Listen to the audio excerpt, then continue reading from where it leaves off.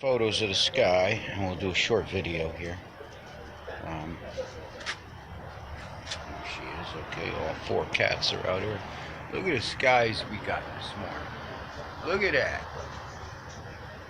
Look at that. Isn't that amazing?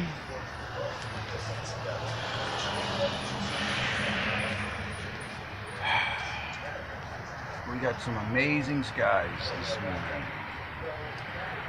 But I don't know, I see contrails. I mean chemtrails. Contrails disappear in a minute or two. Chemtrails. And shit that they're spraying that doesn't even come out of the engines of the aircraft. They got pipes on the wings that spray this stuff, or sprayer jets under the belly of the aircraft. I've seen them lay these things out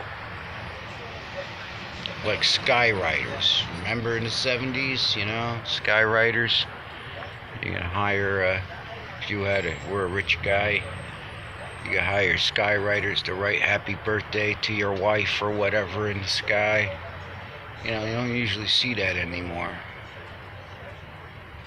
All you see is these guys making clouds or injecting their things into clouds and stuff.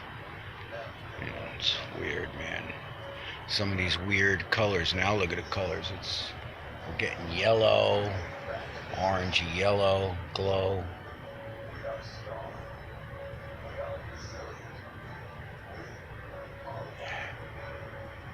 But a lot of what we're seeing here is chemtrails. You can see all the straight lines, because that's how they spray it. Planes flying in a straight line, and it's laying this stuff out, and that's how it stays in the air. You know, and we're talking nanoparticles, tonnage now, tonnage of nanoparticles of aluminum and salts, and all kinds of shit.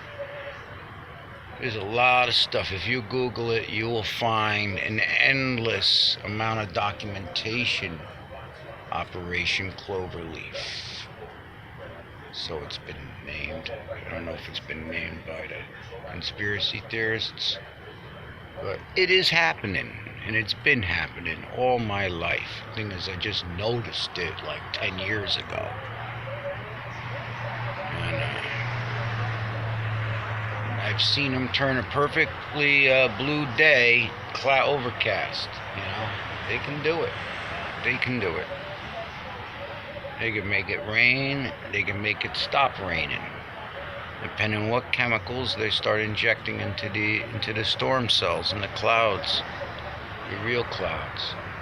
But a lot of this stuff is reflecting. 80% of the sunlight doesn't hit the ground anymore. So solar panels are not putting out what they're supposed to, or what they used to put out decades ago, because this stuff is building up in the stratosphere and it's reflecting the sunlight. Crops are failing, forests are failing, and as it does rain to the ground, when it does rain, it turns the soil's pH to alkaline. Extreme alkaline, and trees die, plants die, grasses die, everything dies, animals die. We're gonna die. They gotta stop this shit. They're killing us. You know, in the 50s and very early 60s, with the nuclear tests and the atmosphere tests, they were blowing up the ozone. That's what destroyed the frickin' ozone. All the nuclear tests that they did in the upper atmosphere. Especially the big one they did. Starfish Prime. Google Starfish Prime. And it should lead you to a whole list of videos from the 50s and the 40s.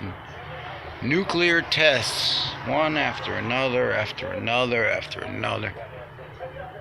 You know, they've detonated between all the countries of the world that got them. They've detonated like 4,000, over 4,000 of these freaking things in tests. Yet there only were two that were ever detonated in anger, and that was the United States against Japan during World War II, which actually, after the second bomb, Nagasaki, which was the Fat Man bomb, the plutonium bomb, they didn't surrender until after we had a third bomb, but it was on a ship that was sunk by Japanese on its way over to Tinian to go on an aircraft to nuke Tokyo. But since that bomb ended up at the bottom of the ocean, they napalmed Tokyo instead. Over 1,000 aircraft were involved, and Tokyo burned. That's what made the Japanese surrender. Yeah, it's unbelievable. Look at this. A lot of fake clouds this morning. Anyway, morning.